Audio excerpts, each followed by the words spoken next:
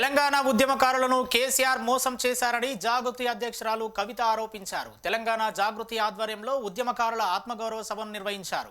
ఉద్యమకారులకు ప్రభుత్వం తరపున సాయం చేయాలని అడిగితే ఎవరు ఉద్యమకారులు అని అధికారులు అడిగేవారన్నారు.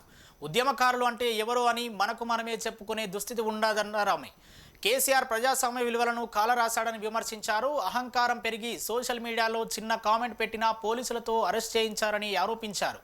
కేసీఆర్ ఉద్యమకారులను మోసం చేస్తే అసెంబ్లీ ముందే ఓ వ్యక్తి ఆత్మహత్య చేసుకున్నాడని కవిత తెలిపారు.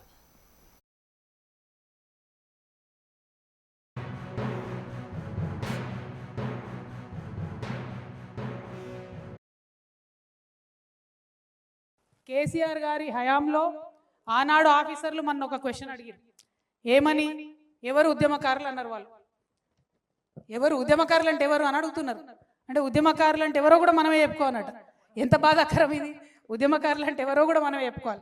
మొదటిసారి అధికారం ఇచ్చిర్రు ప్రజలు, ఎవరిని కాదని ఇచ్చిండ్రు. ఆనాడు కొట్లాడినాం మనందరం, మనకు ఒక రాజకీయ పార్టీ ఉండాలని 63 మందితో అధికారం ఇచ్చిన తెల్లారు ఏమైంది? అన్ని పార్టీలు ఇళ్ళకే విలీనమైంది. నువ్వు ఎవరిని కోటేసినా ఇళ్ళకే వస్తారు అనేటటువంటి పరిస్థితి వచ్చింది. అన్నిటికన్నా ఎక్కువ ప్రజాస్వామ్య విలువలు అనేటటువంటి కాలరాయబడ్డాయి. ధర్నా చౌక్ ఎత్తేసిండ్రు. అసహనం ఎక్కువైపోయింది.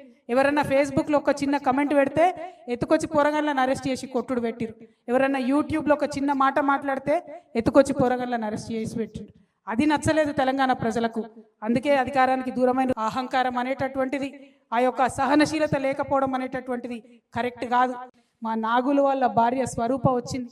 ఆ నాగులు అనేటటువంటి తమ్ముడు అసెంబ్లీ ముంగట ఉద్యమకారులను కేసీఆర్ గారు పట్టించుకుంటలేరని నిండు అసెంబ్లీలో తెలంగాణ వచ్చినాక అసెంబ్లీ ముంగట ఒళ్ళు కాల్చుకొని చచ్చిపోయినటువంటి నాగులు ఉన్నాడు. మరి ఆయనకి ఏం జవాబు చెప్తాం ఇవాళ